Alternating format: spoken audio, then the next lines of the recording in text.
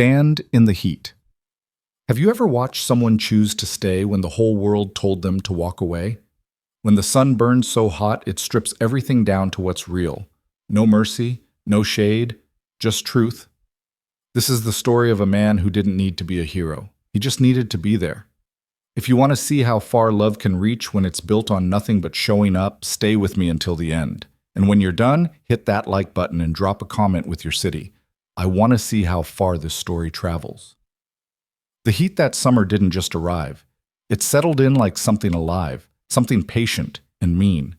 It pressed down on the Wyoming frontier with a weight that made breathing feel like work and thinking feel like drowning.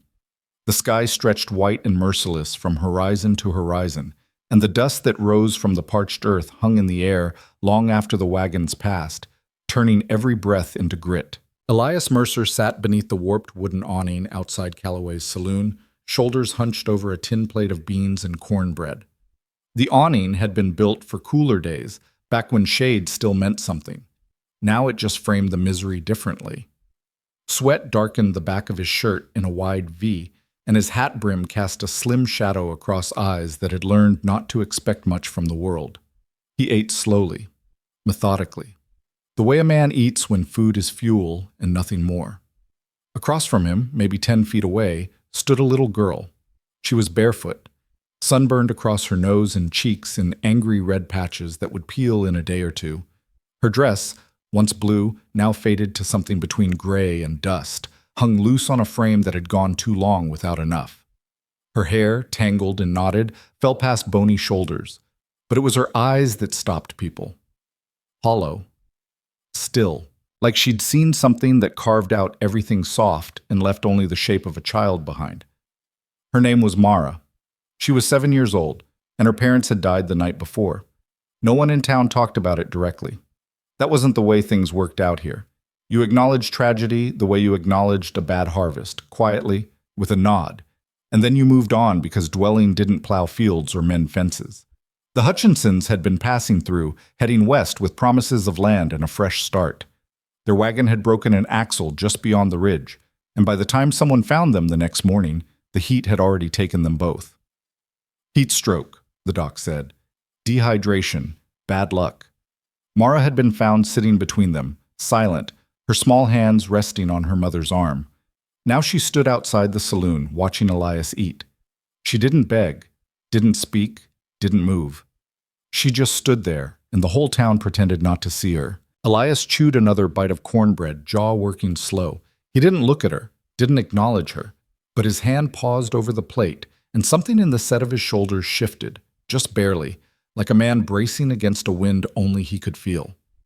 He set his fork down, wiped his mouth with the back of his hand. Then he slid the plate forward across the weathered table, the scrape of tin against wood loud in the thick silence. Go on, he said quietly. Mara didn't hesitate.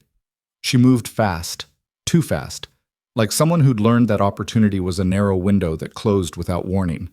She grabbed the plate with both hands and ate standing up, shoveling beans into her mouth with her fingers, cornbread crumbling as she bit into it with a desperation that made grown men look away. Elias leaned back in his chair, arms crossed, watching the street instead of her. His jaw tightened, but he said nothing.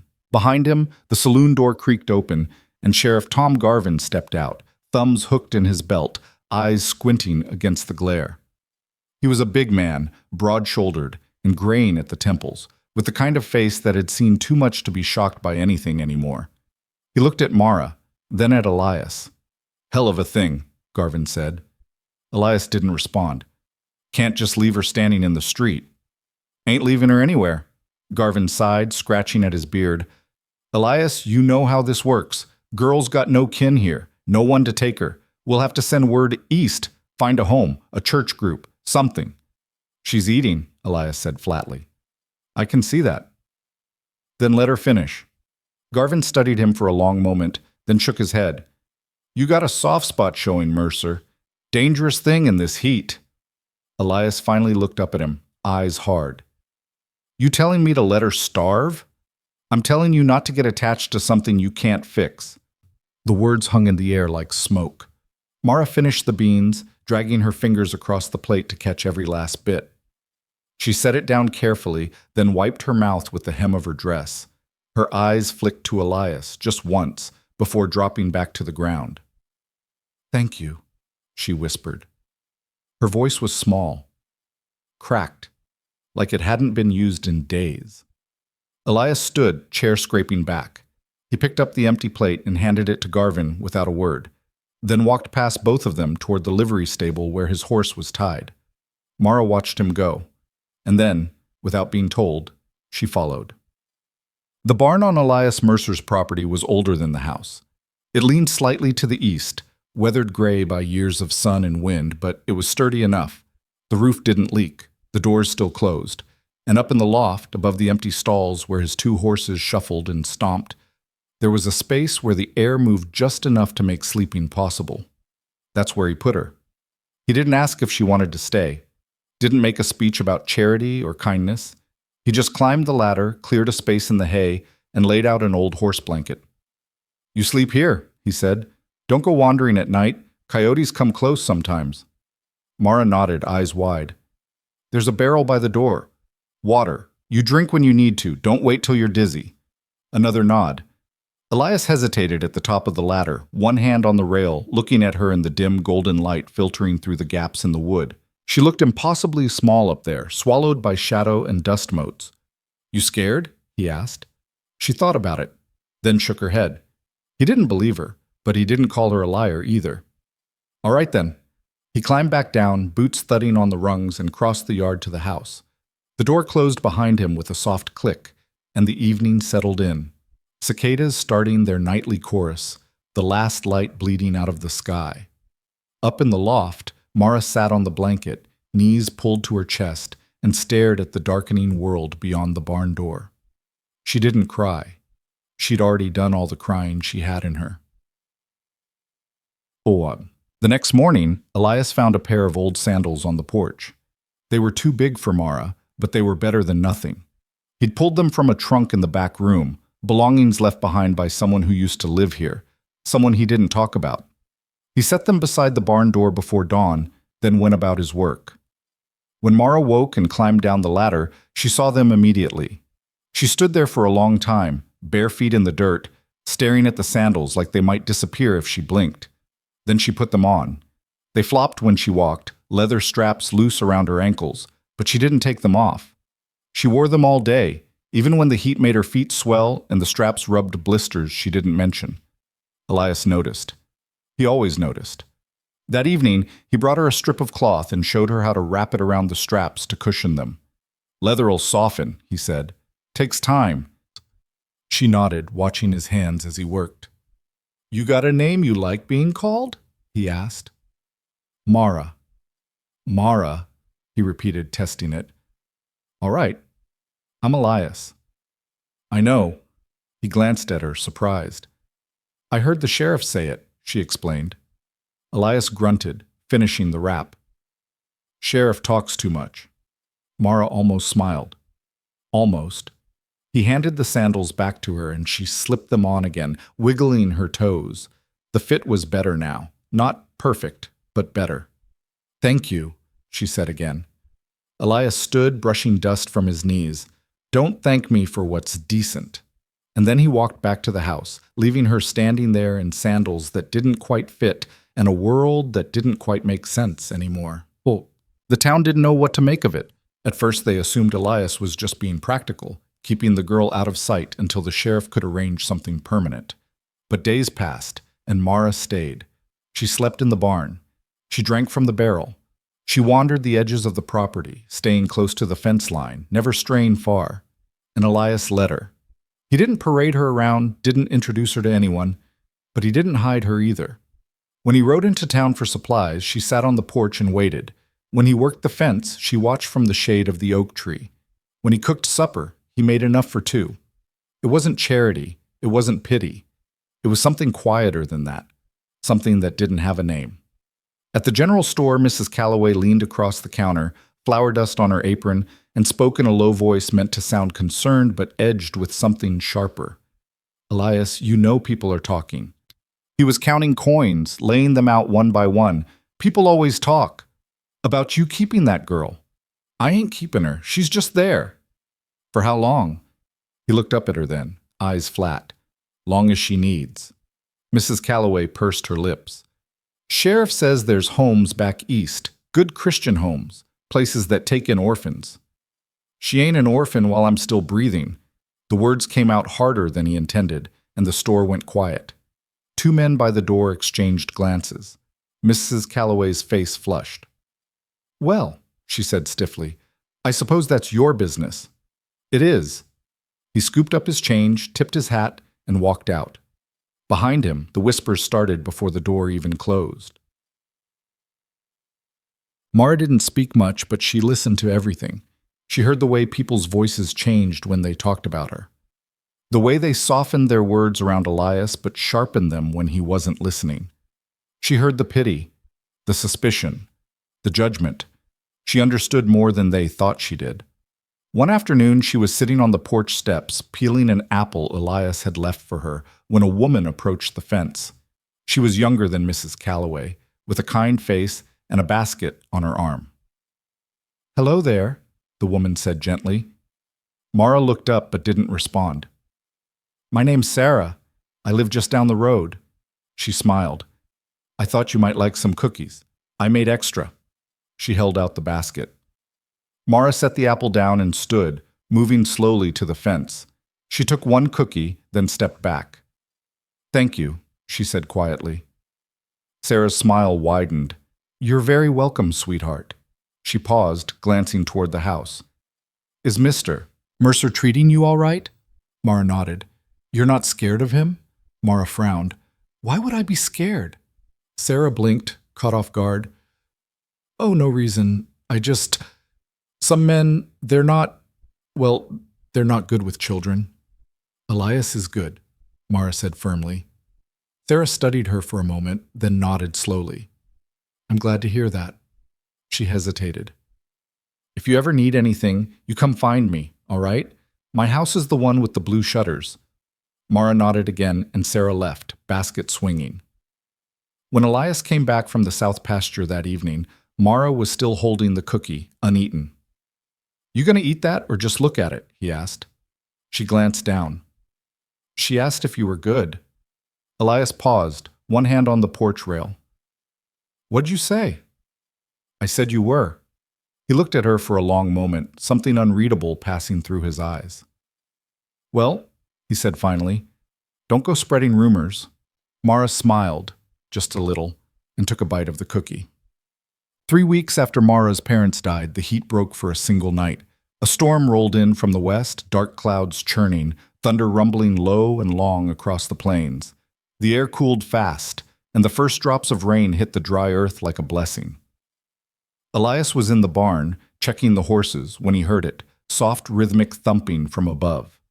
He climbed the ladder and found Mara standing at the open loft door, arms outstretched, face turned up to the sky.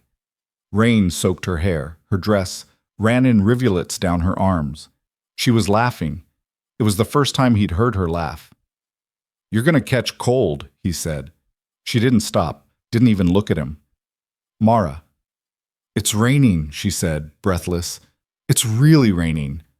Elias stood there, rain misting through the open door, watching her spin in slow circles, arms wide, grinning like the world had just remembered how to be kind. And for the first time in a long time, Elias Mercer felt something crack open inside his chest, something he'd thought the sun had baked out of him years ago. He didn't tell her to come inside. He just stood there and let her dance. But the rain didn't last. By morning, the sky was white again, the earth already cracking, and the heat returned with a vengeance.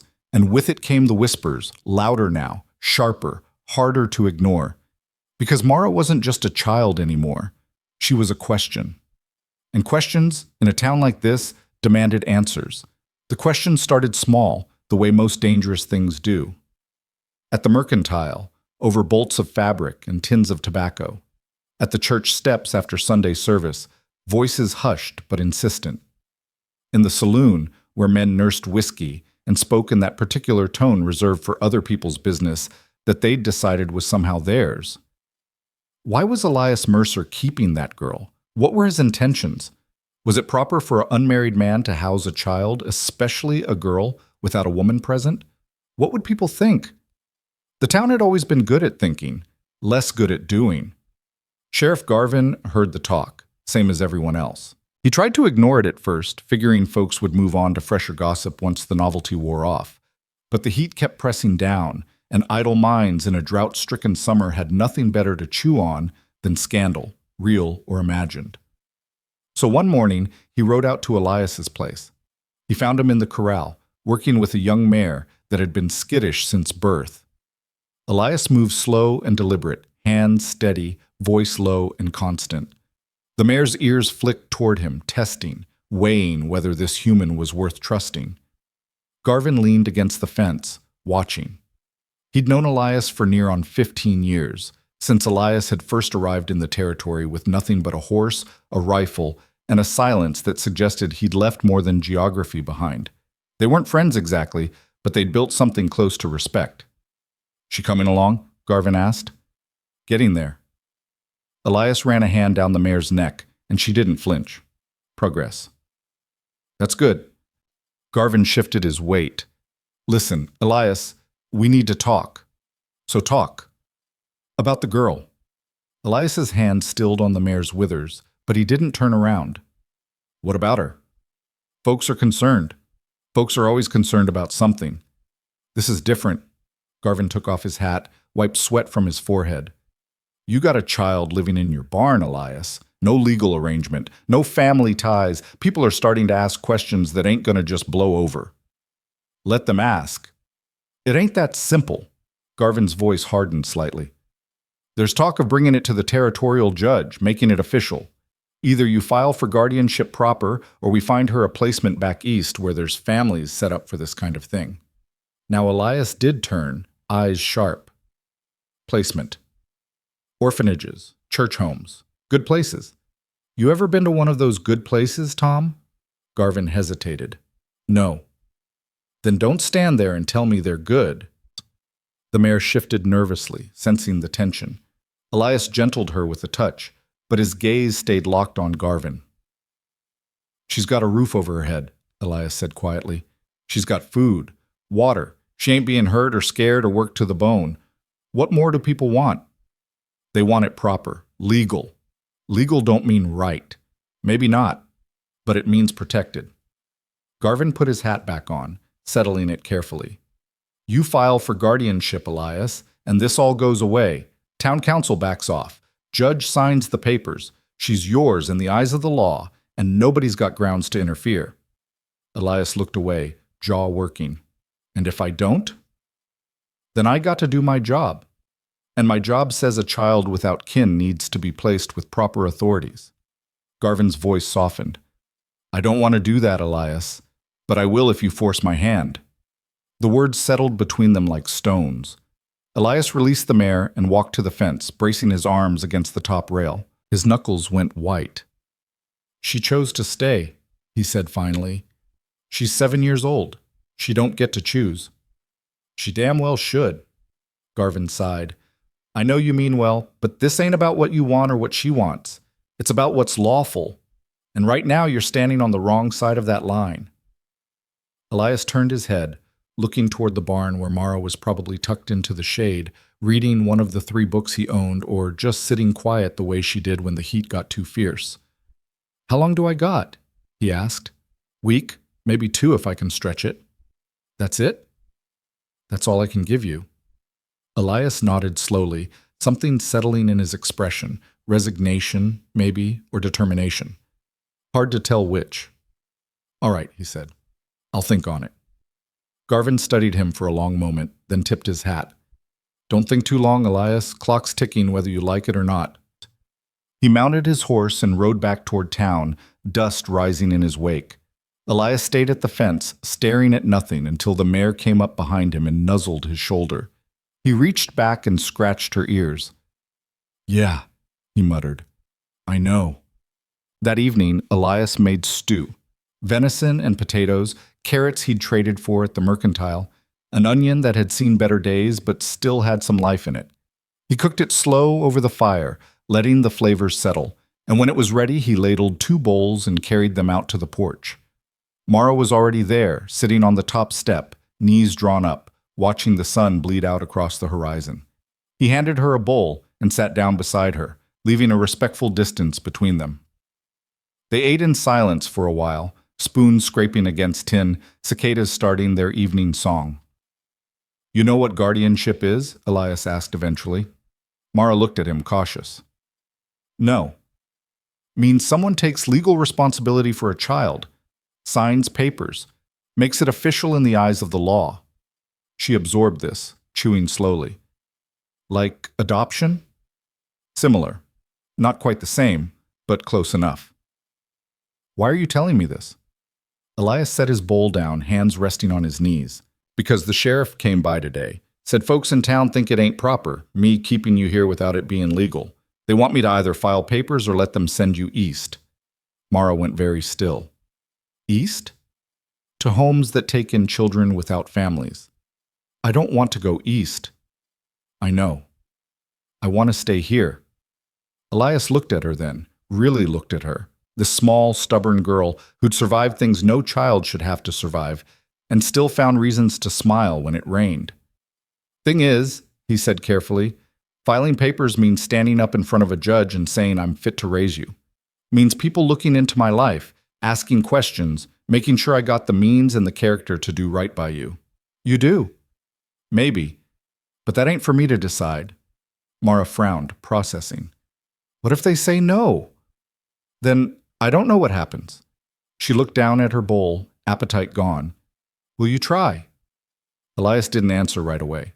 He'd spent most of his adult life avoiding exactly this kind of entanglement, the kind that tied you to people and places and expectations you couldn't walk away from when things got hard. He'd built a life that was simple, solitary, safe. But safe didn't mean good, and simple didn't mean right. "Yeah," he said finally. "I'll try."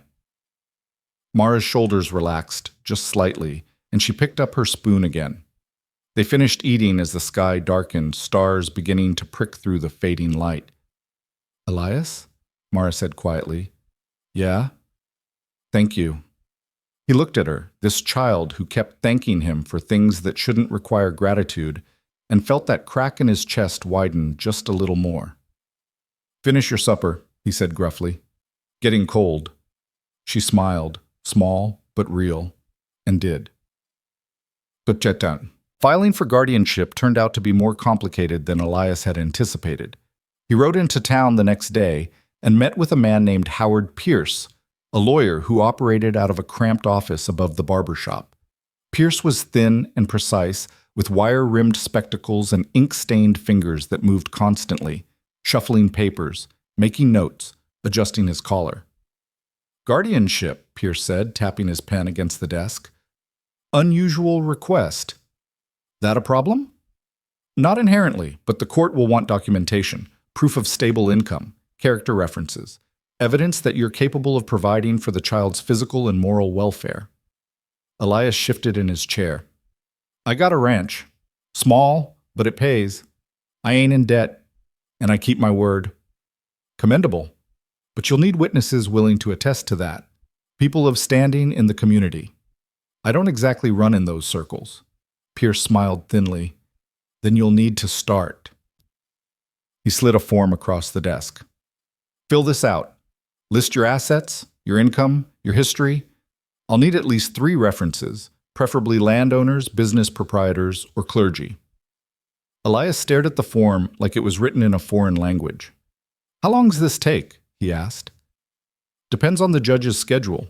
Could be a few weeks. Could be longer. I got maybe a week before the sheriff moves forward with other arrangements." Pierce's expression shifted, something almost like sympathy flickering across his face. "Then I suggest you work quickly, Mr. Mercer." Elias took the form, folded it carefully, and stood. "What do I owe you?" "Let's start with a retainer. $5.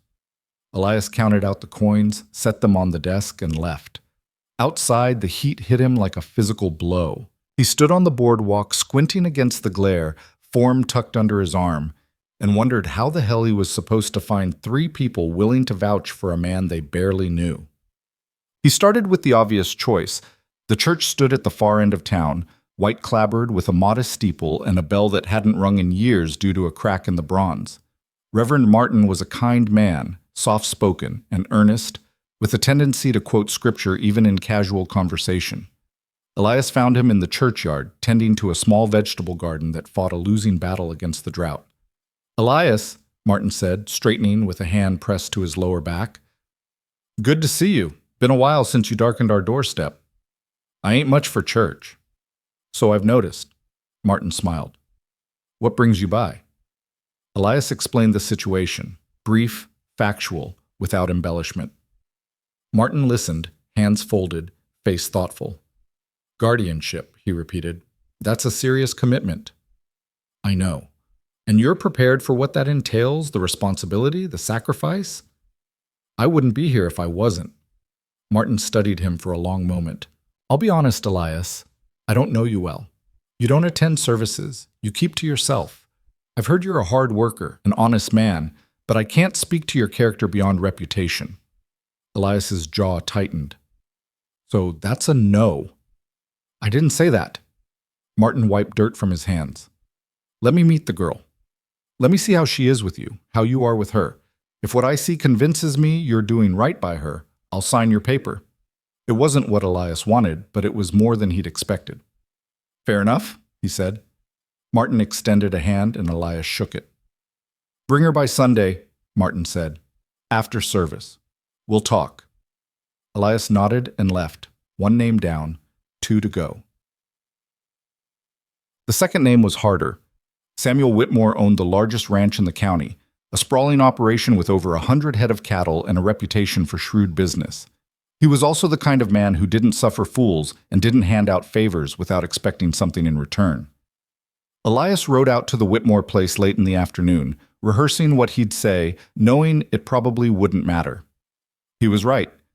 Whitmore met him on the porch, arms crossed, expression unreadable. "Mercer," he said, "what can I do for you?" "Need a reference for a guardianship filing." Whitmore raised an eyebrow. "For that orphan girl you've been keeping?" "Yeah." "Why?" The bluntness caught Elias off guard. "Because she needs someone." "And you think you're that someone?" "I think I'm the one she's got." Whitmore considered this, chewing on a toothpick. "You got land?" "Enough." "You got money?" "Enough." "You got a wife?" Elias's expression darkened. "No." "Then you got a problem." Whitmore leaned against the porch rail. "Court's going to look at a single man trying to raise a girl and see all kinds of red flags. You need stability, a woman's influence. Without that, you're fighting uphill. So you won't sign." "Didn't say that either." Whitmore spat the toothpick into the dirt. "You bring that girl by, let my wife meet her. Constance has a soft spot for hard luck cases. She says yes, I'll sign. She says no, you're on your own." Elias nodded slowly. "When?" "Tomorrow evening, supper, 6 o'clock." "I'll be there." Whitmore studied him with an expression that might have been respect or might have been pity. Hard to tell. "You're either brave or stupid, Mercer," he said. "Jury's still out on which." Elias didn't dignify that with a response. He just tipped his hat and rode away. What? That night he told Mara about the meetings. She listened quietly, hands folded in her lap, face serious. "Why do they have to meet me?" she asked. "Because they need to see you're being cared for proper, that you're safe." "I am safe." "I know, but they don't. Not yet." Mara bit her lip. "What if they don't like me?" Elias looked at her, something fierce rising in his chest.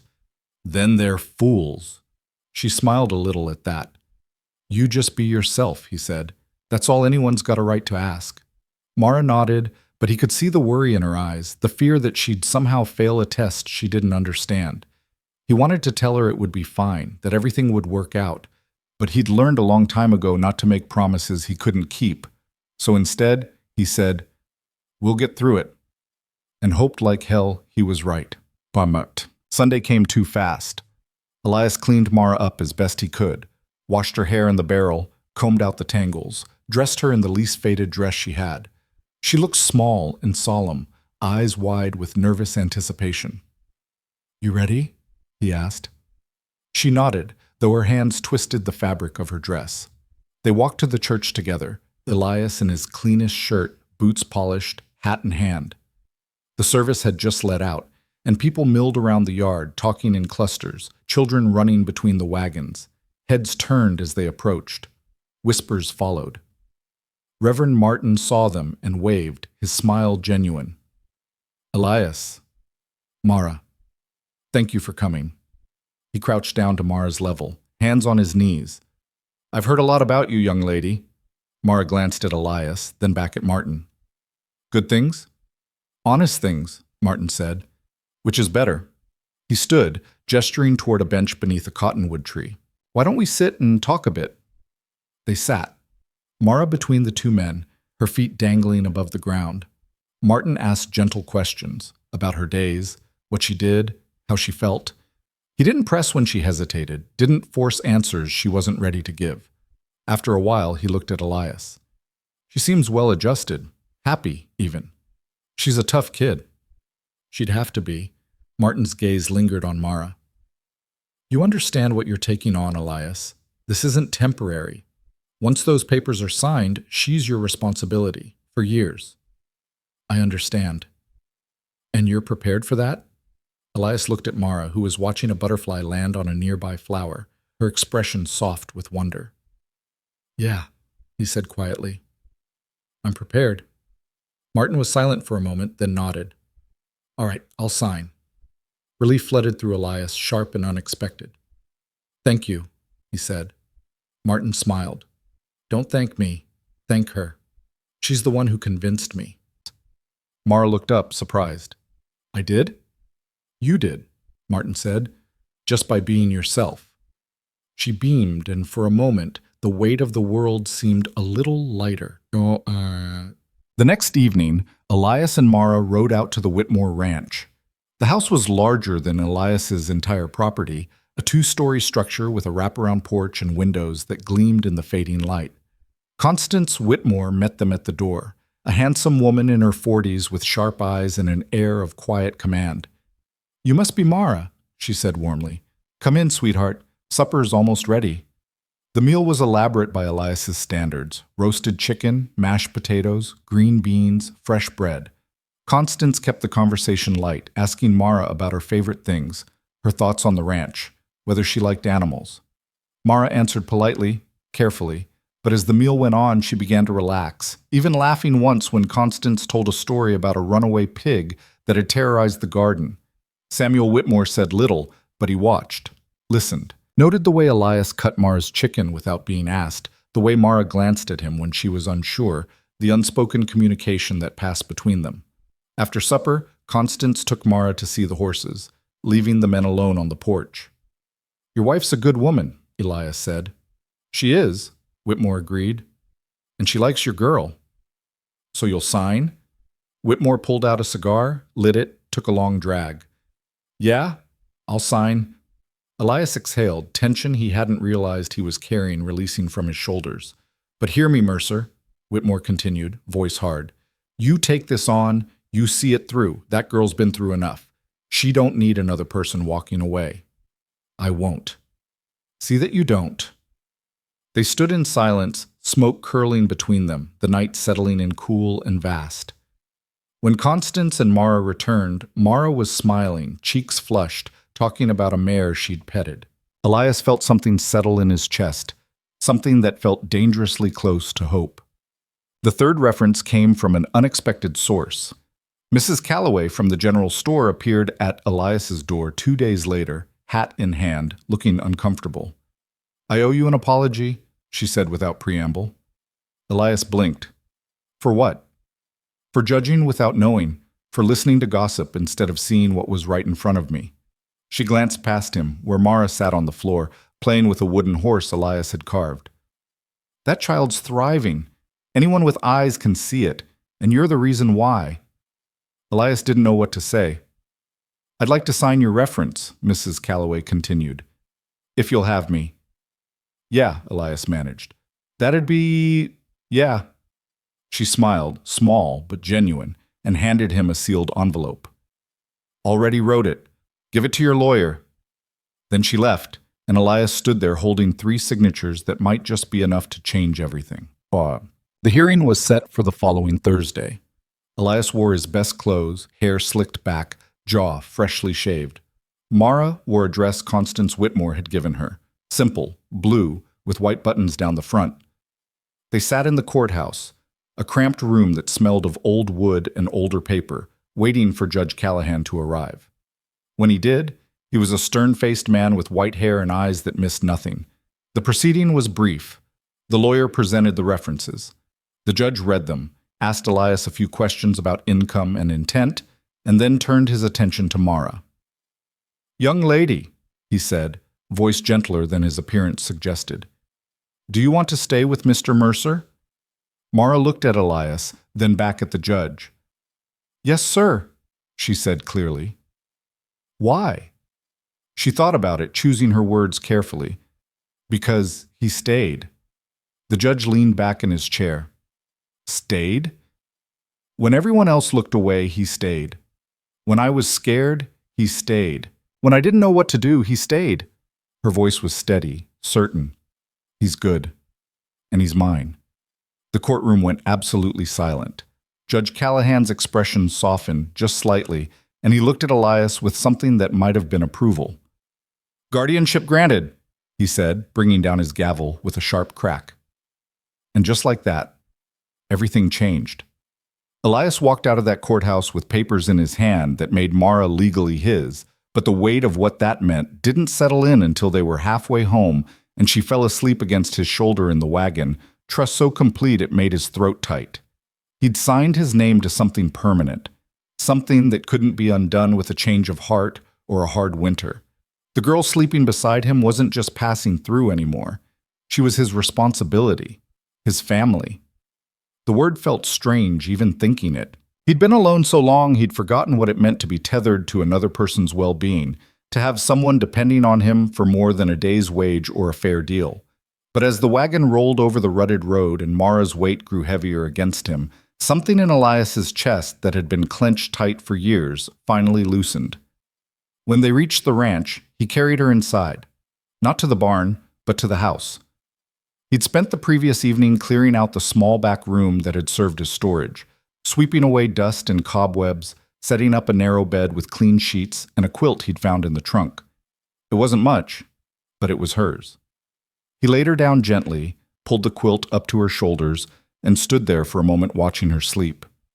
Her face was peaceful in a way it hadn't been those first weeks, the haunted look finally fading from around her eyes. "You're mine too, kid," he said quietly, so quiet she couldn't possibly hear. "Guess we're stuck with each other now." Then he turned down the lamp and left her to rest. The next morning, Mara woke in a real bed for the first time since her parents died, and when she came out to the kitchen, Elias had breakfast waiting, eggs, bacon, biscuits with honey.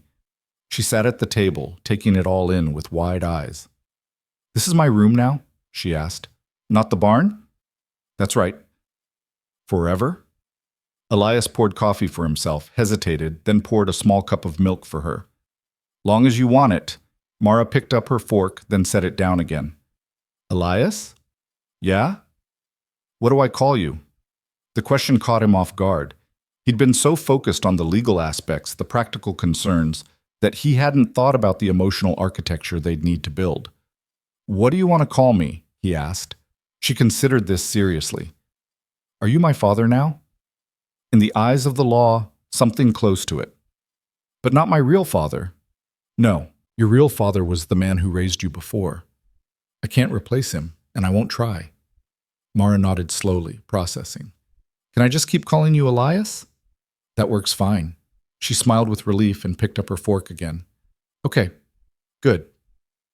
They ate breakfast together as the sun climbed higher, and if anyone had looked through the window, they would have seen something that looked almost ordinary. A man and a child sharing a meal, starting a day like any other.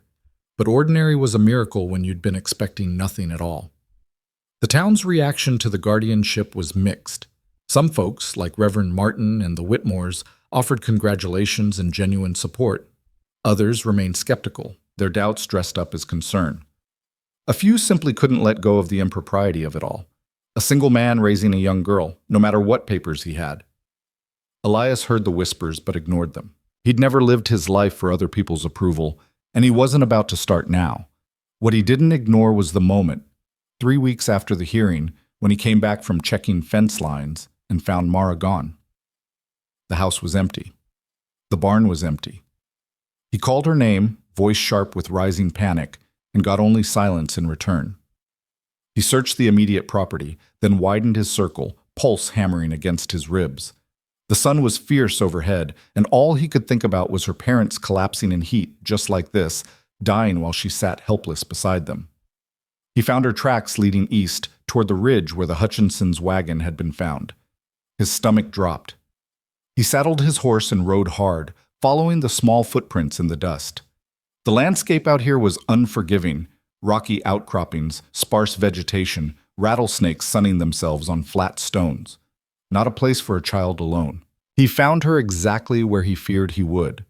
The broken wagon was still there, weathered and half collapsed, a stark monument to bad luck and worse timing. Mara sat beside it in the dirt, knees pulled to her chest, face buried in her arms.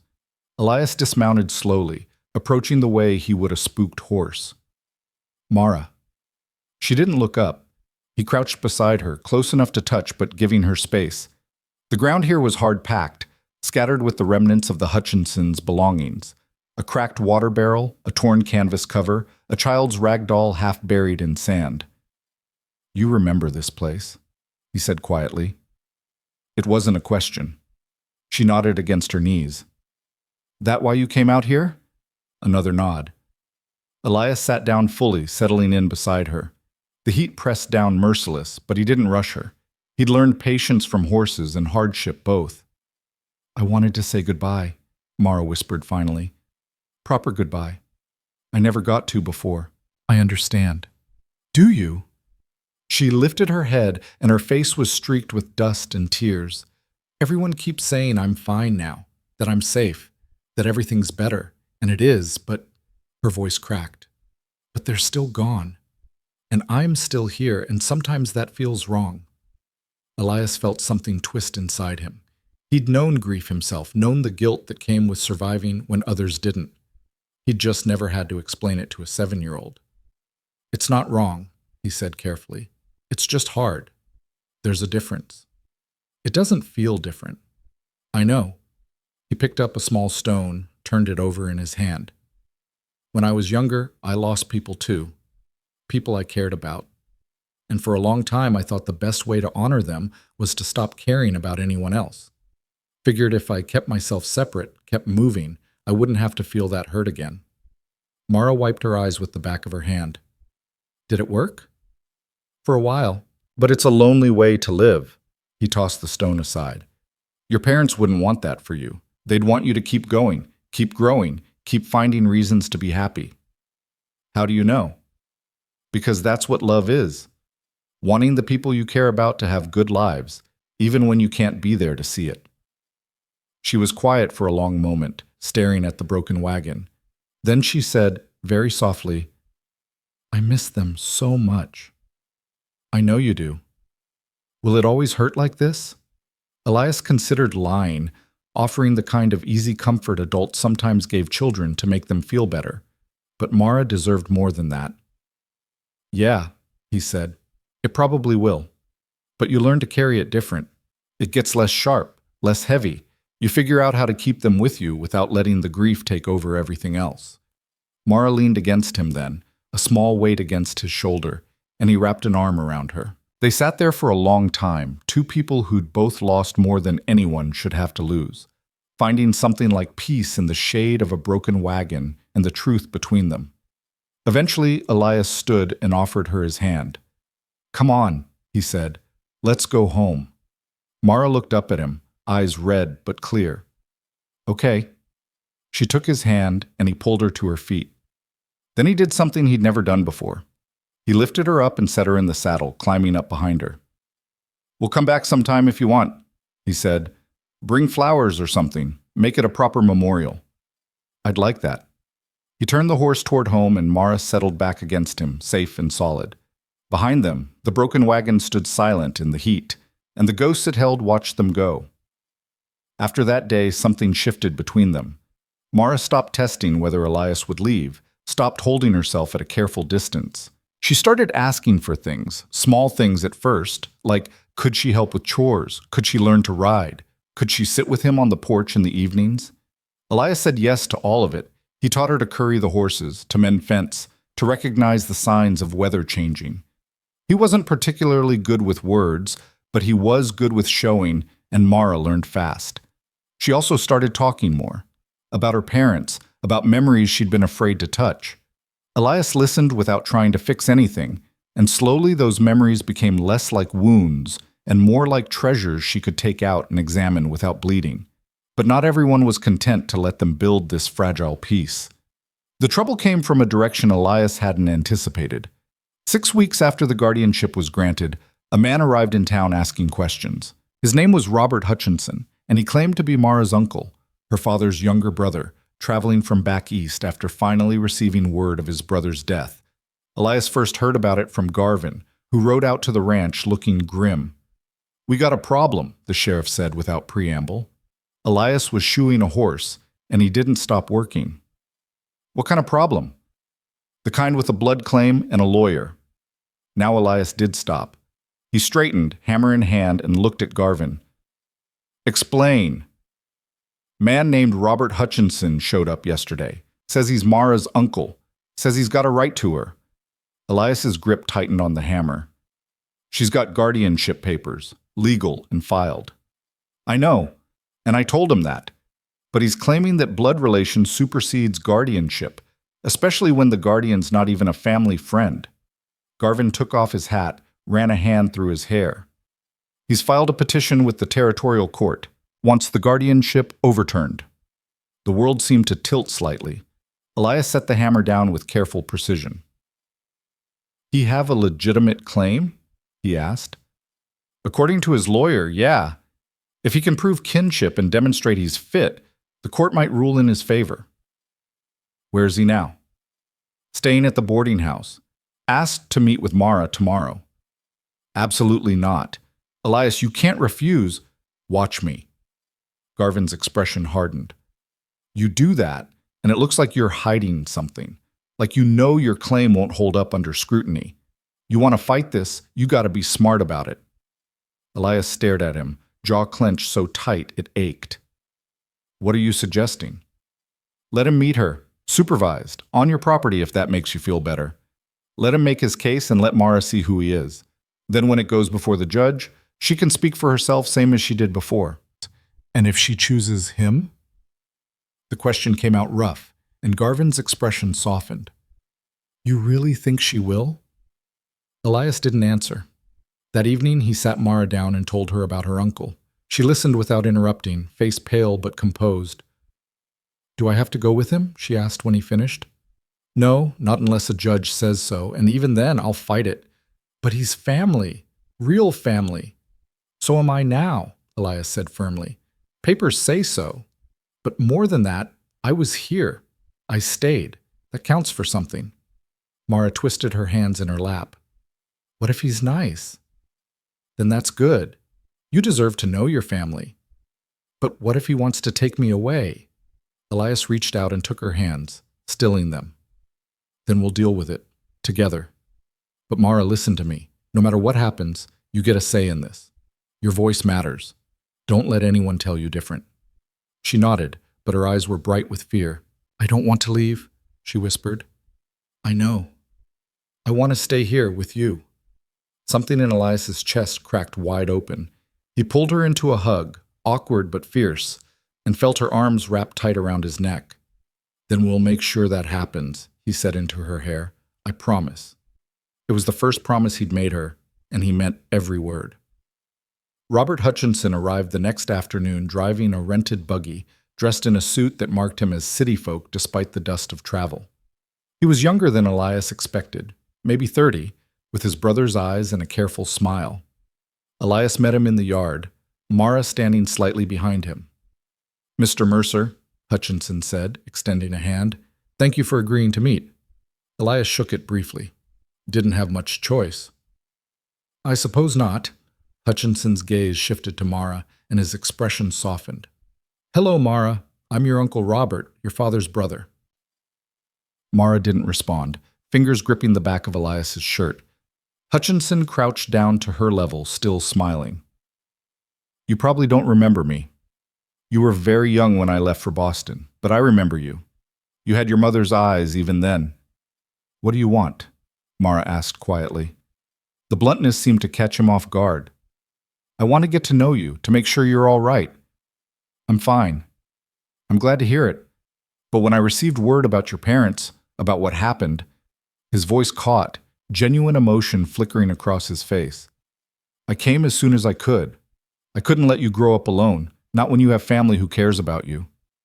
She's not alone, Elias said flatly. Hutchinson stood, and some of the warmth left his expression. Mr. Mercer, I appreciate what you've done for Mara. I truly do. But I'm her blood. Her father would have wanted her with family.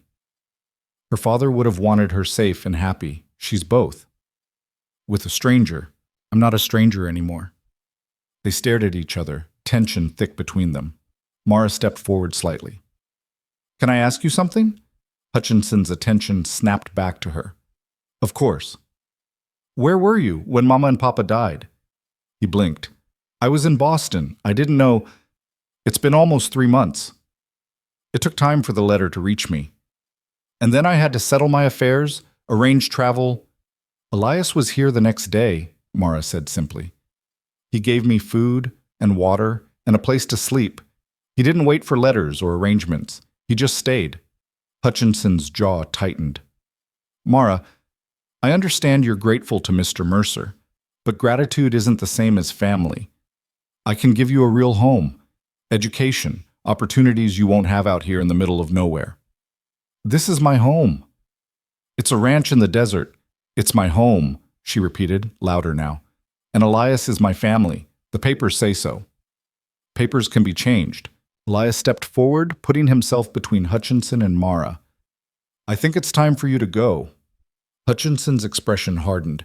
This isn't over, Mercer. No, I don't suppose it is. They held each other's gaze for a long moment, and then Hutchinson turned and walked back to his buggy.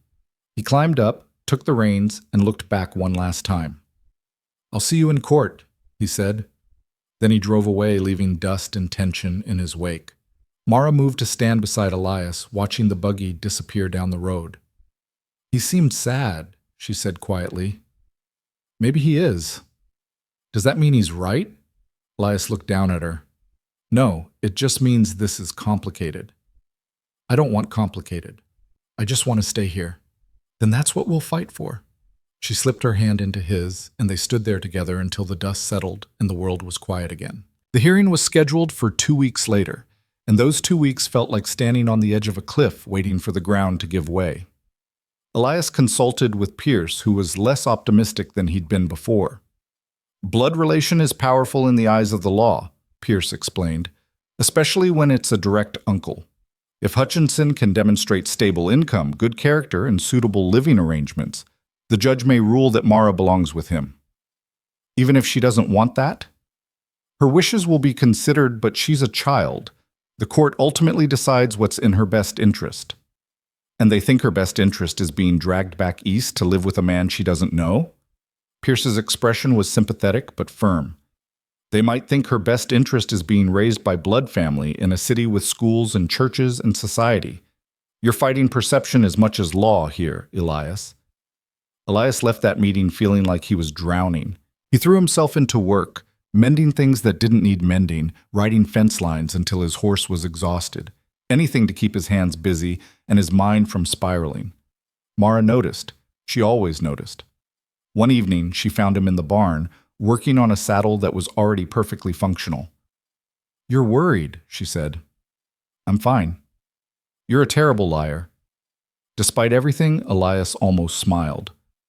When'd you get so smart? I've always been smart. You just weren't paying attention. She sat down on a hay bale, watching him work. The light was fading, golden and soft, through the barn door. Elias? Yeah? If the judge says I have to go with Uncle Robert, will you let me? His hand stilled on the leather. If that's what the law says, I won't have a choice. But would you let me? Really? He set the saddle down and turned to face her fully. No. I'd fight it every way I knew how. I'd appeal. I'd petition. I'd make so much noise they'd have no choice but to listen. And if none of that worked? The question hung between them, terrible and necessary. Then I'd make sure you knew you always had a home here, Elias said quietly. That no matter where you were, no matter how far away, you could always come back. And I'd be waiting.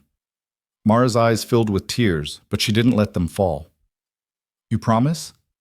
I promise. She stood and crossed to him, wrapping her arms around his waist.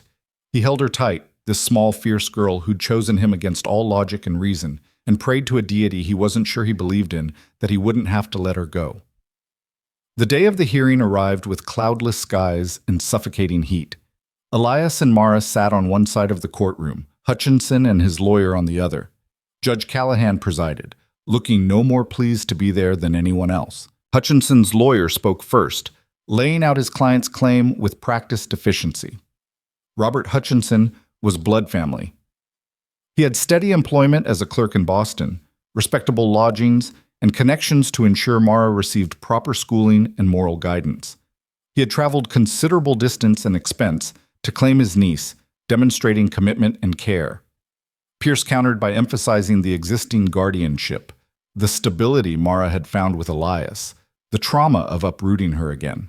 He called Reverend Martin and Constance Whitmore as character witnesses, both of whom spoke eloquently about Elias's integrity and Mara's well-being.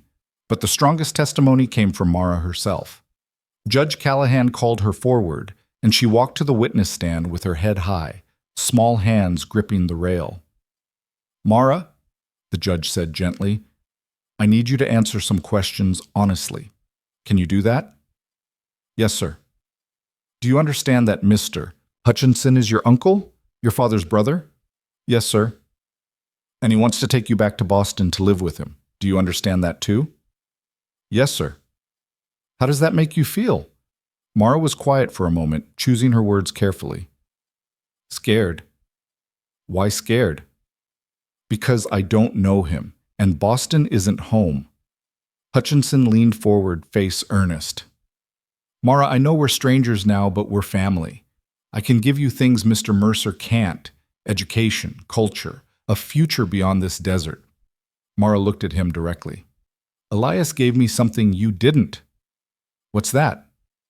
He gave me water when I was dying of thirst. He gave me shade when the heat was killing me. He gave me a place to grieve and time to heal. He didn't wait for letters or make excuses. He just stayed. Her voice was steady, clear. Blood didn't do that. He did. The courtroom went absolutely silent. Judge Callahan leaned back, studying her with an unreadable expression. You love him, he said. It wasn't a question.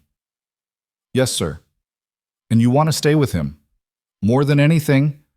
The judge looked at Elias, then at Hutchinson, then back at Mara. This court will recess for 1 hour while I consider my ruling, he said. The gavel came down, and everyone stood. Elias met Mara at the gate, and she collapsed against him, shaking. You did good, he murmured. Real good. What if it's not enough? Then we'll figure something out. But you did everything right. They waited outside, Elias pacing while Mara sat on a bench, hands folded. The hours stretched like taffy, endless and excruciating. When they were finally called back in, Elias's heart was hammering so hard he thought everyone must be able to hear it. Judge Callahan looked tired. This is not an easy decision, he began. Mr. Hutchinson has a legitimate claim, and his intentions appear genuine. Under normal circumstances, blood relation would carry significant weight. Elias felt his stomach drop. However, the judge continued, these are not normal circumstances. This child has already endured tremendous loss and upheaval. She has found stability, safety, and most importantly, a voice. And when given the opportunity to speak, she has spoken clearly. He looked at Hutchinson. Sir, I believe you care for your niece, but care from a distance is not the same as showing up in the moment of crisis. Mr. Mercer did that, and in doing so, he earned something that cannot be legislated or overruled. The judge's gavel rose. The existing guardianship will stand. Mara remains with Elias Mercer. The gavel fell, and the world rushed back in all at once. Sound, light, air. Mara turned and threw her arms around Elias's neck, and he held her so tight he was afraid he might break her, but she just held on tighter. "We won," she whispered. "We won." "Yeah, kid," he said, voice rough. "We did." Across the courtroom, Robert Hutchinson stood slowly. For a moment, Elias thought he might protest, might fight. But instead, he just looked at Mara with something like resignation and sorrow. "Be happy," he said quietly. Then he turned and walked out. And just like that, it was over. They rode home in silence, but it was a different kind of silence than before, not heavy with dread, but light with relief. Fragile as new glass. Mara sat beside Elias in the wagon, her hand resting on the seat between them, and every few minutes he'd glance over just to make sure she was really there, really his, really staying. The sun was beginning its descent when they pulled into the yard, painting everything in shades of amber and gold. Elias helped Mara down, and she stood there for a moment looking at the house, the barn, the fence line stretching toward the horizon. "It looks different," she said. "It's the same as it was this morning." "No." She shook her head. "It looks like home now. Really home." Elias felt something catch in his throat. He'd owned this land for near on 8 years, worked it through droughts and harsh winters, built every fence post and patched every leak.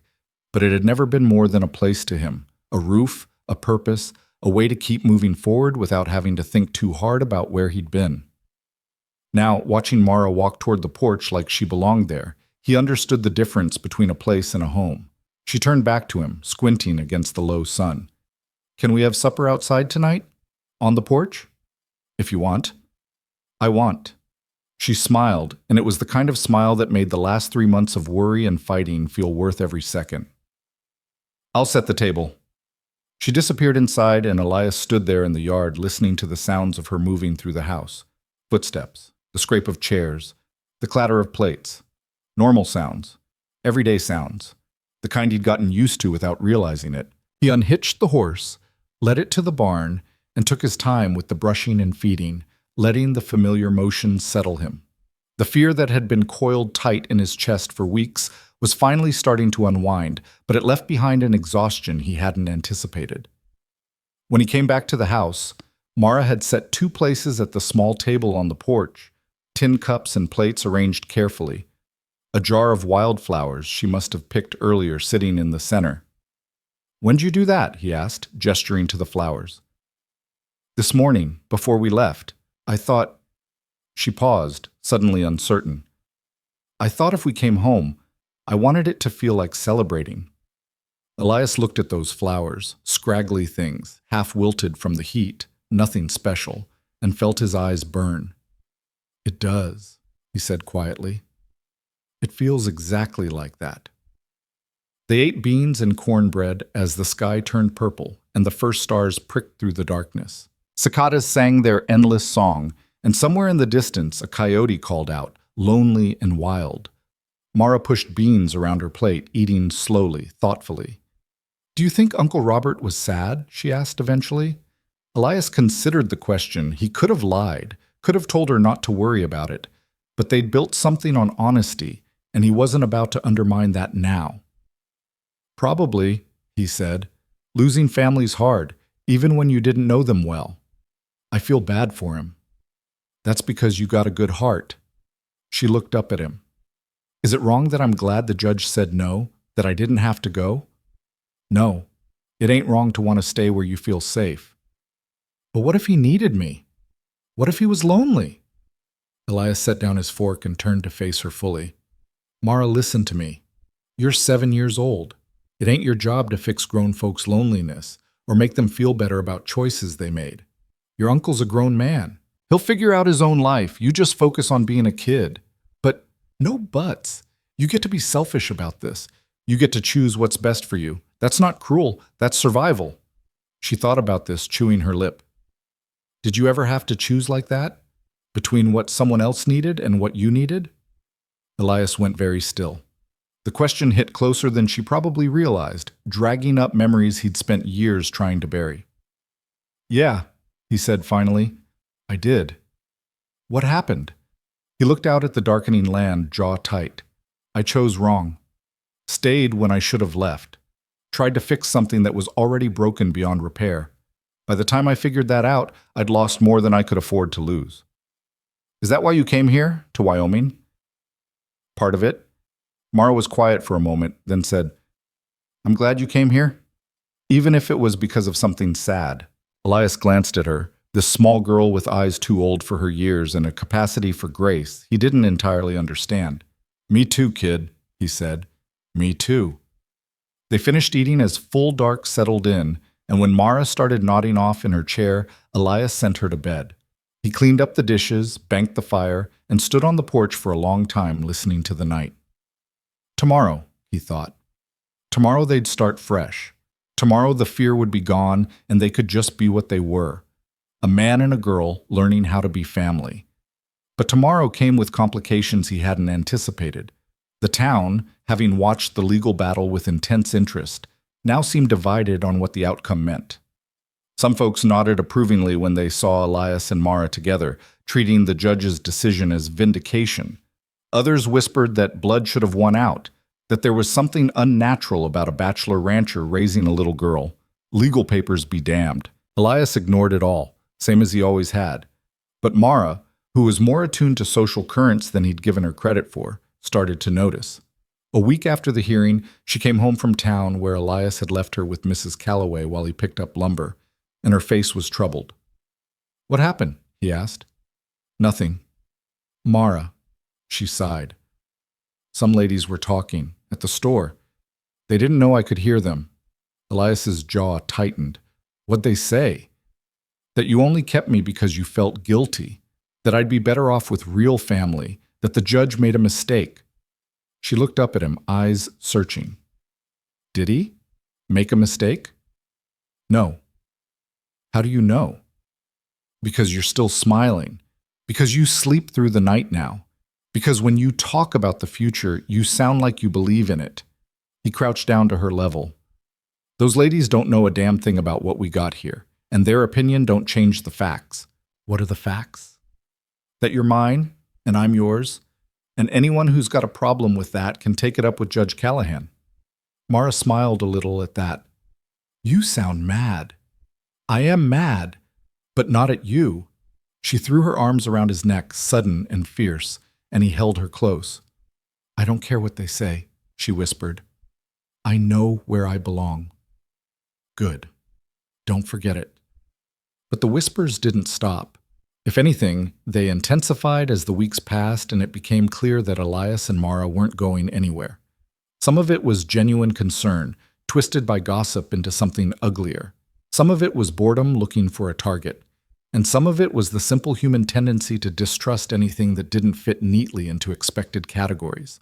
A man and a girl, unrelated by blood, living alone on a ranch. It made people uncomfortable in ways they couldn't always articulate, so they filled the silence with speculation. The breaking point came on a Sunday morning 6 weeks after the hearing. Elias had started taking Mara to church semi-regularly, mostly because Reverend Martin had asked, and it seemed like a small price to pay for the man's support during the guardianship fight. They'd sit in the back, Mara in a clean dress and Elias in his least-worn shirt, and listen to Martin's sermons about grace and redemption and loving your neighbor. This particular Sunday, they arrived a few minutes late and had to squeeze into a pew near the middle. The service proceeded normally, hymns, prayers, a sermon about the Good Samaritan that Elias thought was a bit on the nose given recent events. But after the service, as people milled around outside in the heat, a woman named Margaret Hastings approached them with her 2 daughters in tow. Margaret was the wife of a prominent rancher, a woman who'd always carried herself with the certainty of someone who knew exactly how the world should work and felt personally affronted when it didn't comply. Elias, she said, voice pitched to Carrie, might I have a word? Mrs. Hastings. She smiled, but it didn't reach her eyes. I've been meaning to speak with you about your situation. What situation's that? The girl. She glanced at Mara with something that might have been pity or might have been disdain, hard to tell. I understand the judge ruled in your favor, but surely you can see the impropriety of the arrangement. Elias went very still. No, ma'am. I can't. A young girl needs a woman's influence, guidance in matters of, well, matters that a man simply cannot provide. Mara's doing fine. For now, perhaps. But as she grows older, questions will arise. Questions about decency and reputation.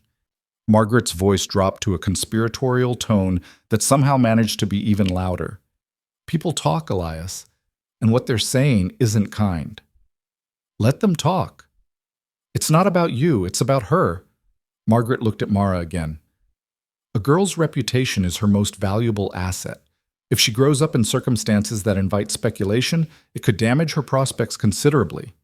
Mara, who'd been standing quietly beside Elias, spoke up. What prospects? Margaret blinked, caught off guard. I beg your pardon? You said it could damage my prospects. What prospects? Well, marriage, respectability, a place in society. Mara frowned. I'm 7. Which is exactly why these foundations matter now. Mrs. Hastings, Elias said, voice dangerously quiet. I appreciate your concern, but Mara's prospects ain't your business. I'm simply trying to help. No, ma'am, you're trying to feel important by meddling in things that don't concern you. He took Mara's hand. We're done here. He turned to leave, but Margaret wasn't finished. You can't protect her from everything, Elias, she called after them. Sooner or later, she'll have to face the consequences of your choices. Elias stopped, turned back, and in a voice that carried across the churchyard said, The only consequence she's facing is having someone who gives a damn whether she lives or dies. If that bothers you, I suggest you examine why. Then he walked away, Mara's hand tight in his, while the congregation watched in stunned silence. They didn't speak on the ride home. Mara stared at her hands, and Elias stared at the road, anger simmering just below the surface. When they reached the ranch, Mara climbed down from the wagon and went straight to the barn. Elias watched her go, gave her a few minutes, then followed. He found her in the loft, sitting in the same spot where she'd slept those first few weeks, knees pulled to her chest. You all right? He asked from the ladder. Did I ruin your reputation? Elias climbed up and sat beside her. What? Mrs. Hastings said people are talking, that keeping me makes you look bad. I don't give a damn how I look. But what if she's right? What if people stop doing business with you because of me? What if... Stop. Elias put a hand on her shoulder. Listen to me. Whatever people want to say, whatever gossip they want to spread, it don't change nothing between us, you understand? Nothing. But no, there's no future where I regret choosing you. There's no version of this where I wish I'd walked away, so stop trying to make yourself responsible for other people's smallness. Mara's eyes filled with tears. I just don't want you to lose things because of me. The only thing I'd lose is you, and that ain't happening.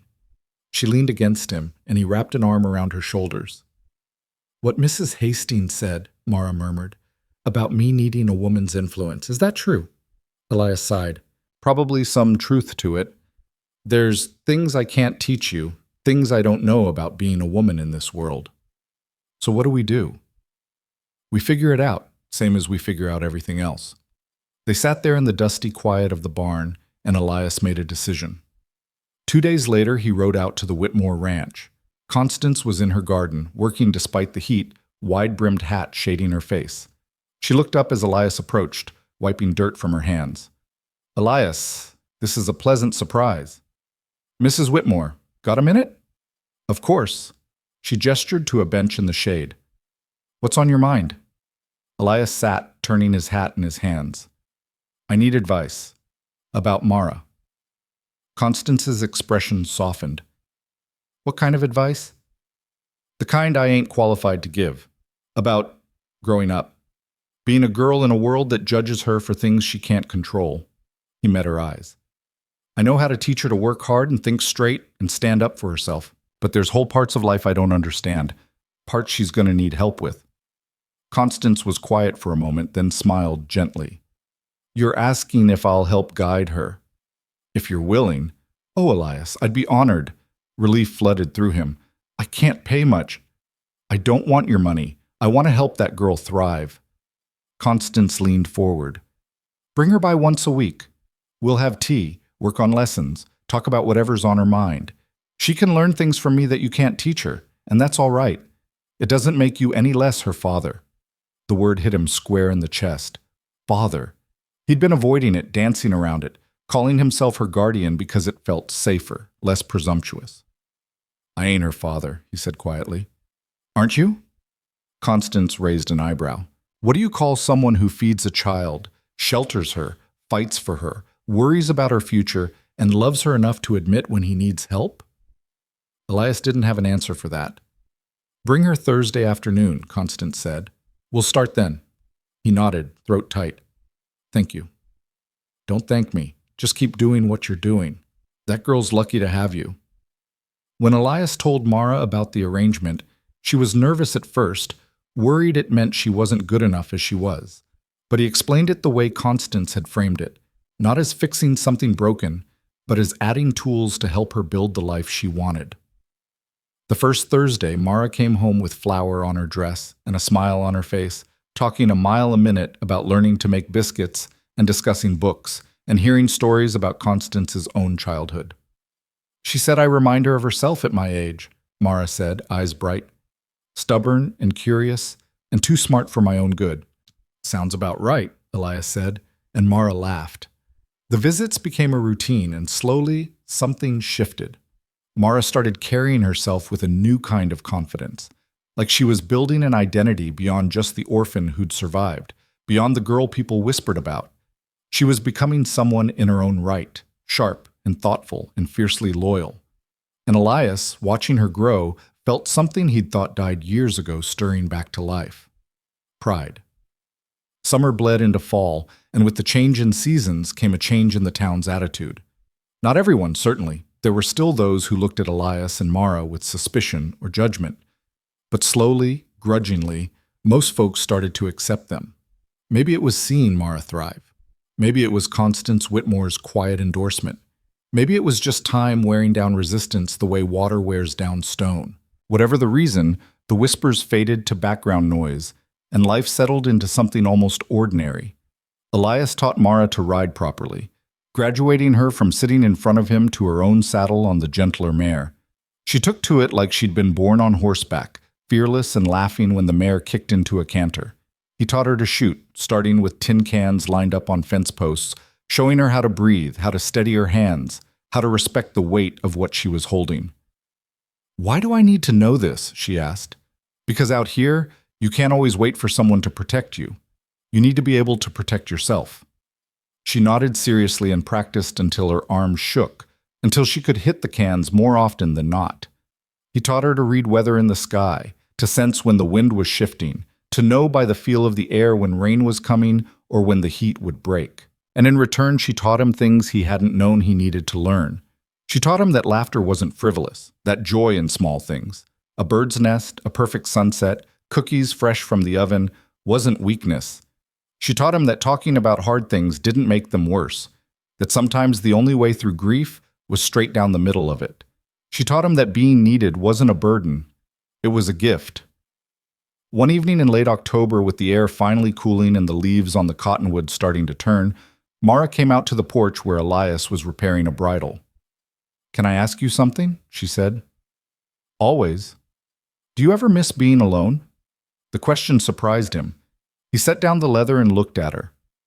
No, he said honestly. Why? You worried I do? Sometimes I think about how quiet it must have been before, how you could do whatever you wanted without having to think about anyone else. She picked at a splinter on the porch rail. And I wonder if maybe you miss that. Elias was quiet for a moment, choosing his words carefully.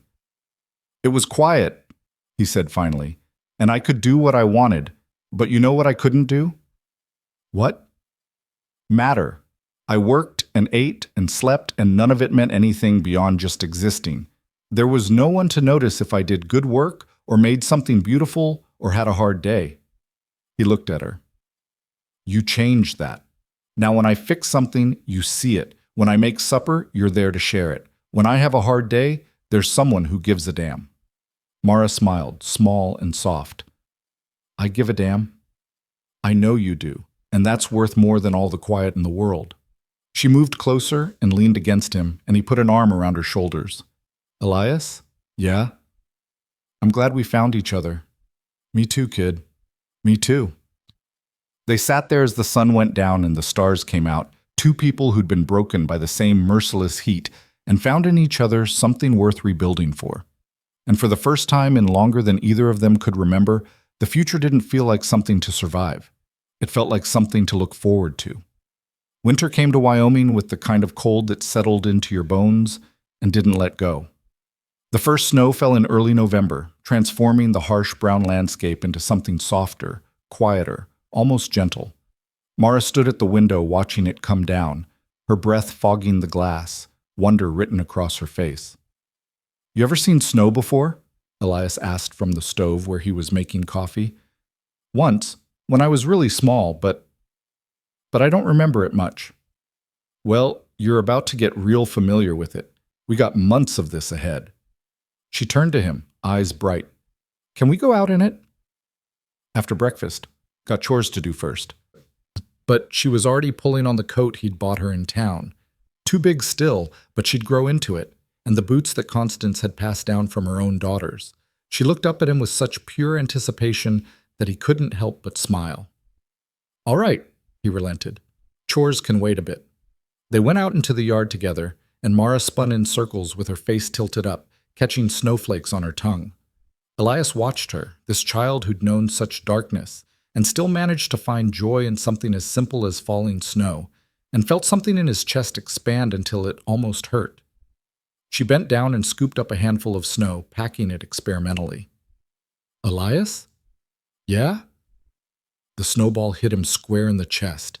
He looked down at the white splatter on his coat, then up at her. She was grinning, already backing away. "You know what you just started?" he asked. "Maybe." He bent down and gathered his own ammunition, and for the next 20 minutes they engaged in a battle that left them both soaked and breathless and laughing harder than either had in months. When they finally called a truce, they were both red-cheeked and panting, and the world felt lighter than it had any right to be. That winter proved harder than the summer in different ways. The cold was relentless, the work never-ending.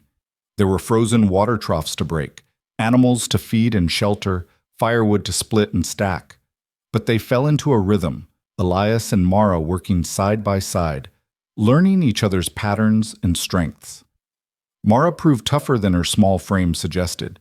She didn't complain about the cold or the early mornings or the blisters on her hands from helping split wood. She just did what needed doing, the way someone does when they understand that survival depends on pulling your own weight. But there were hard days, too. Days when the cold seemed to seep into everything and make the world feel impossibly bleak. Days when Mara would go quiet and distant, and Elias would find her staring at nothing, lost in memories she didn't share. On one of those days, near Christmas, Elias came in from feeding the horses to find her sitting at the table with a piece of paper and a stub of pencil, writing slowly. "What's that?" he asked, stamping snow from his boots. She looked up, eyes rimmed red. "A letter." "To who?" "Mama and Papa." Her voice was small. "I know they can't read it. I know they're gone. But Constance said sometimes it helps to write things down anyway, to say the things you didn't get to say." Elias hung his coat on the peg and sat down across from her. "What are you telling them? That I'm okay?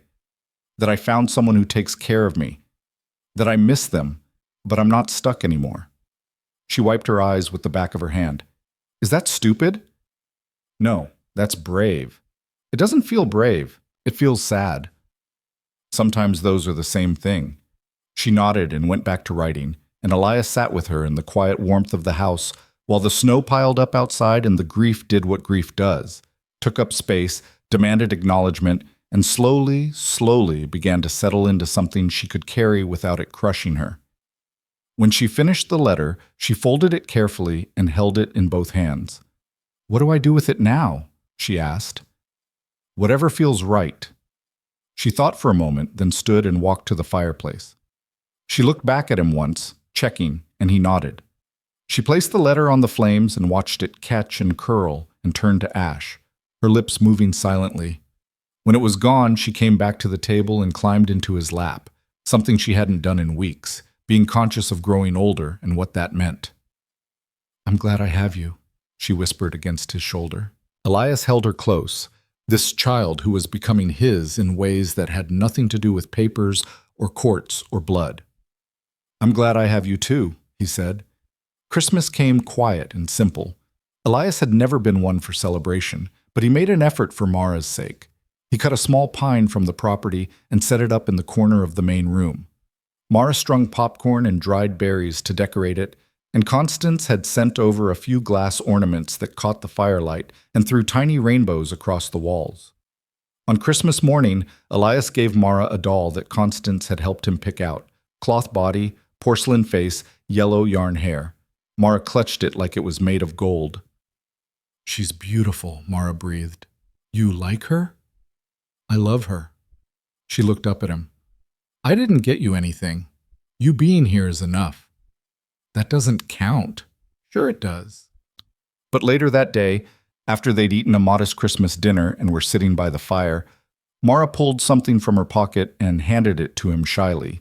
It was a piece of leather, tooled carefully with a simple pattern. Nothing fancy, but the work was neat and obviously done with great care. "It's for your saddle," she said, "or your bridle. Wherever you want to put it. Constance showed me how to do the tooling." Elias turned it over in his hands, running his thumb across the pattern. His throat felt tight. "This is real fine work," he managed. "You really think so?" "I know so." He looked at her. "Thank you, Mara." She beamed, and that night when he went to bed, he placed the leather piece on the small table beside his bed, where he could see it first thing in the morning. The winter stretched long, but they made it through. And when spring finally came, green pushing up through melting snow, it felt like a promise kept, that they could survive the hard seasons together and come out the other side intact. But just as the world was thawing, a letter arrived that threatened to freeze everything solid again. Sheriff Garvin delivered it personally, riding out to the ranch on a gray morning in early March. Elias saw him coming and felt his stomach drop. "Tom," he said as the sheriff dismounted. "What brings you out?" Garvin pulled an envelope from his coat. "Got a letter forwarded through the territorial office. Figured I should bring it myself." Elias took it, recognizing the official seal. "What is it?" "Don't know. Didn't open your mail." But Garvin's expression was troubled. "Though if I had to guess, it's got something to do with Robert Hutchinson." Elias tore it open and read quickly, his jaw tightening with every line. It was a petition from Hutchinson, filed through a Boston court, requesting periodic visitation rights as Mara's uncle. The petition argued that while the Wyoming court had granted guardianship to Elias, family connection still warranted some form of contact and relationship. "Damn it," Elias muttered. "What's it say?" "He wants visitation. Says blood relation gives him the right." Garvin sighed. "That's sticky. He might have legal ground to stand on, especially if he can get a sympathetic judge. After everything? After losing in court? After leaving, he's coming back for more?" "Looks that way." Elias crumpled the letter in his fist, anger surging hot. "What do I do?" "You respond. Through your lawyer. Make your case why visitation isn't in Mara's best interest." Garvin paused. "Or you consider that maybe it is." Elias stared at him. "You think I should let him near her?" "I think," Garvin said carefully, "that if you fight this too hard, it might make things worse. Courts don't like it when guardians try to cut off all contact with blood family. Makes them look controlling, unreasonable. I'm trying to protect her." "I know. But sometimes protecting means compromising." Garvin put a hand on his shoulder. "Talk to Pierce. See what he says. But Elias, think hard before you dig in. You won this fight once. Might not be so lucky twice." After Garvin left, Elias stood in the yard holding that crumpled letter and feeling like the ground had shifted beneath him just when he'd thought it was solid. He didn't tell Mara right away. He rode into town the next day and met with Pierce, who read the petition with a frown. "He's not wrong about having some legal standing," Pierce said. "Blood relation does typically warrant consideration for visitation, especially with a minor child." "Even when she doesn't want to see him?" "That'll matter, but she's still a child. The court decides what's in her best interest, and maintaining family connection is generally viewed favorably." Elias felt trapped. "So what are my options?" "You can fight it.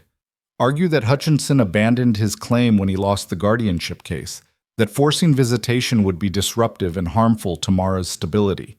Pierce paused. Or you can negotiate terms. Limited visitation, supervised on your property. Give a little to protect what you've got. I don't want to give anything. I understand, but consider this. If you fight and lose, the court might impose visitation terms you have no control over. If you negotiate now, you set the boundaries. Elias hated it, hated all of it, but he saw the logic. What do you recommend? Propose supervised visits quarterly on your ranch, 2 hours each time. You present with the right to end the visit if Mara becomes distressed. Pierce looked at him over his glasses. It shows good faith, protects Mara, and gives you control over the situation. And if I say no to all of it, then we go to court, and I honestly can't promise we'll win. Elias left that meeting feeling defeated in a way he hadn't since the original guardianship hearing. He'd thought this fight was over, thought they were safe. But safety, he was learning, was never permanent. It had to be maintained, negotiated, fought for again and again. That evening, he finally told Mara. She listened quietly, face pale, hands twisted in her lap. He wants to visit? She asked. That's what the letter says. Why? Because he's your uncle, and the law says that matters, even though the judge said you belong with me. Mara was quiet for a long time. Then she said, What do you want to do? I want to tell him no. I want to send that letter back and say you're mine, and he's got no claim. Elias's voice was rough. But my lawyer says fighting might make things worse, that we might lose and end up with less control than if we compromise now. What kind of compromise? He could visit. Here, on the ranch, with me present. Not often, maybe 4 times a year. And only if you're willing. Mara chewed her lip, thinking, Would you be there the whole time? Every second. And if I don't like it, can we stop? That's what I'd insist on, yeah. She looked out the window at the spring landscape, green and soft with new growth. I don't hate him, she said finally. He didn't do anything mean to me. He just wasn't there when it mattered. That's fair. But he is family, Mama's and Papa's family, and maybe... She paused, searching for words. Maybe it would be nice to talk to someone who knew them, who could tell me stories about them that I don't remember. Elias felt his chest tighten. He'd been so focused on protecting her from Hutchinson that he hadn't considered what she might gain from knowing him. So you want to do this? He asked. I don't know if I want to, but I think maybe I should. She looked at him. Is that okay? If it's what you want, then yeah, it's okay. Even though it makes things complicated? Mara, things are always going to be complicated. That's just life. He took her hand. But we figure it out, same as always. She squeezed his hand. Together? Together. Pierce drafted a response proposing the visitation terms, and 2 weeks later they received Hutchinson's acceptance. The first visit was scheduled for late April. In the days leading up to it, Elias was wound tight as a spring, checking and rechecking everything, making sure the house was clean, the yard presentable, trying to prepare for something he couldn't quite name. Mara was quieter than usual, not anxious exactly, but thoughtful, preparing herself in her own way. When the day came, Hutchinson arrived in a hired wagon precisely on time. He climbed down, looking uncomfortable in travel-dusty clothes, carrying a small package wrapped in brown paper. Elias met him in the yard, Mara standing slightly behind him.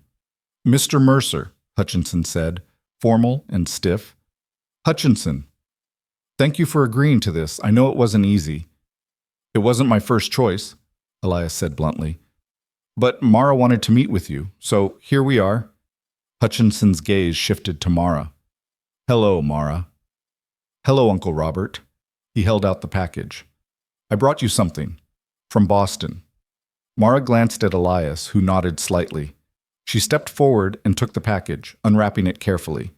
Inside was a book, a beautiful edition of fairy tales with gilt edges and color illustrations. It was your mother's, Hutchinson said quietly. When she was a girl. I thought you might like to have it. Mara's eyes went wide. She ran her fingers over the cover reverently. Really? This was hers? She loved that book. Used to read it to me when I was small and she was supposed to be watching me. He smiled with the memory. She always did the voices. What voices? And just like that, the ice began to thaw. Hutchinson sat on the porch steps, and Mara sat beside him, not too close, but close enough, and he told her stories about her mother, about how she'd been brave and stubborn and kind, about how she'd climbed trees and caught frogs, and once broken her arm falling off a barn roof because she'd been convinced she could fly with a bedsheet cape. Elias stood nearby, watching, listening. He'd expected to feel jealous or threatened, but instead he just felt grateful that Mara was getting something he could never give her, a connection to the parents she'd lost. After an hour, Hutchinson turned to Elias. "Could I speak with you privately for a moment?" Elias nodded, and they walked a short distance away while Mara paged through the book. "I owe you an apology," Hutchinson said. "When I came here last time, I was angry.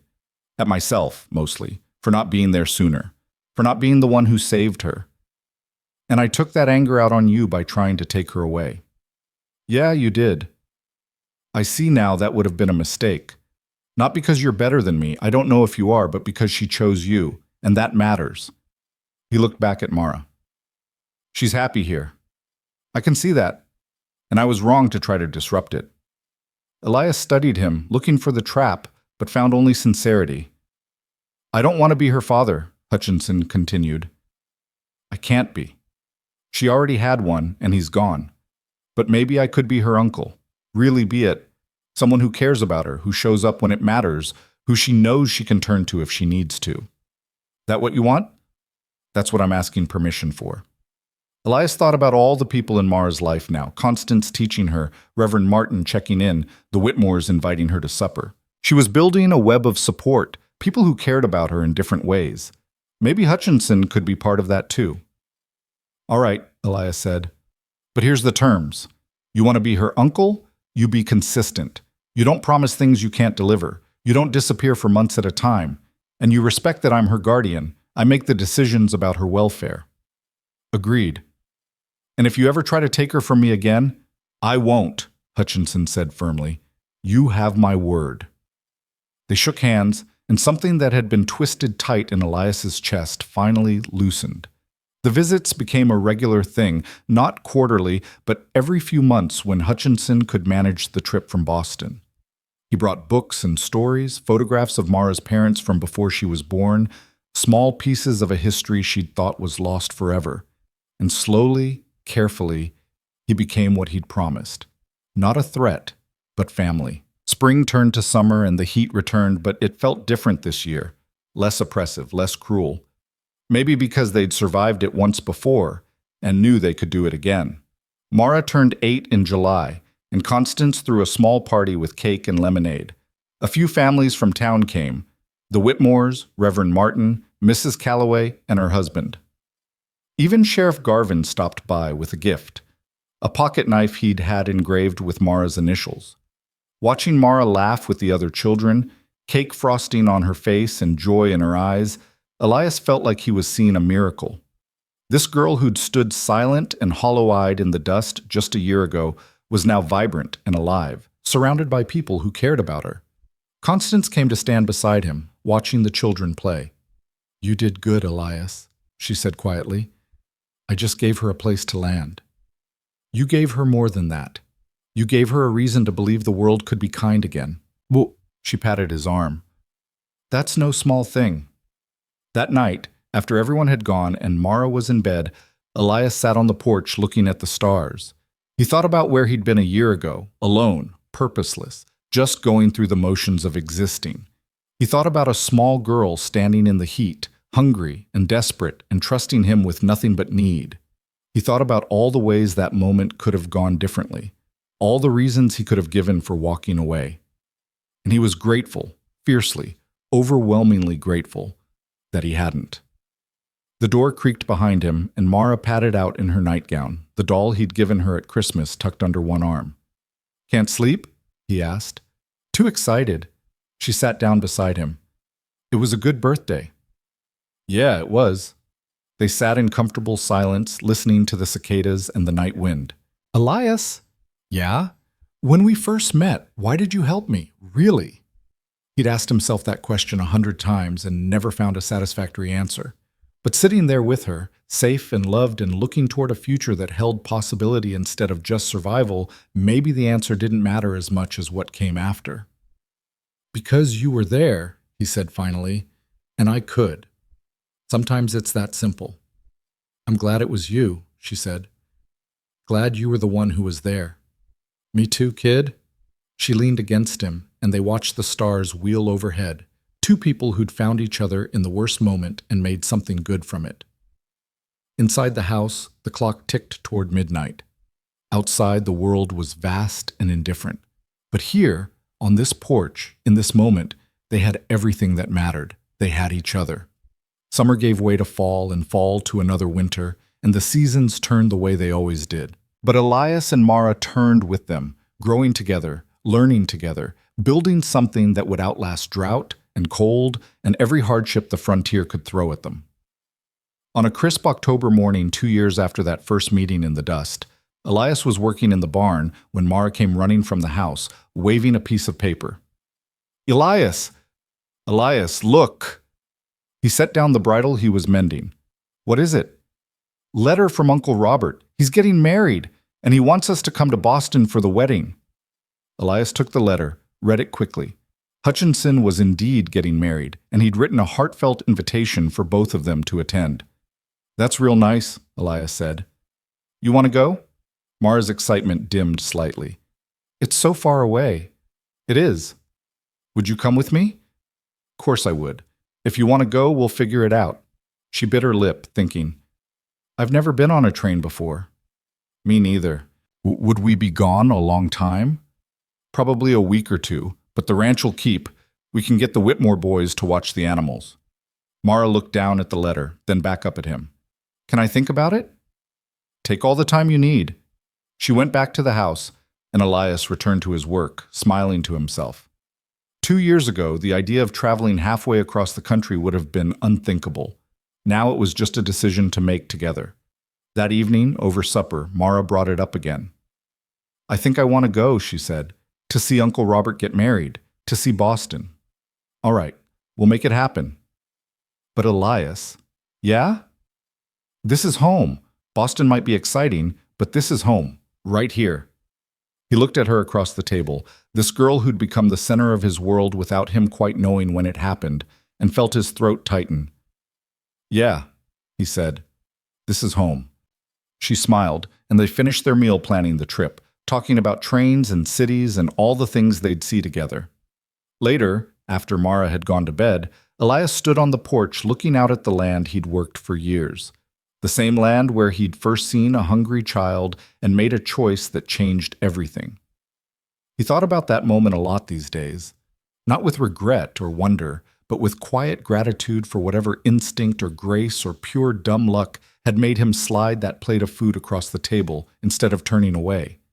One small act of decency in the crushing heat, that's all it had been. But it had been enough. The wind picked up, carrying the scent of sage and dust and the promise of rain.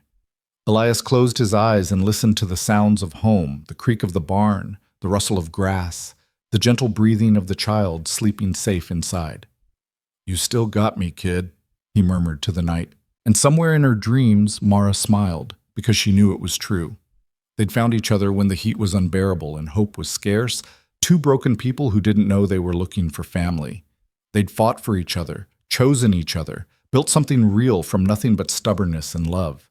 And now, standing in the cool darkness with stars burning overhead, and tomorrow waiting patient as always, Elias Mercer understood something he'd never quite grasped before.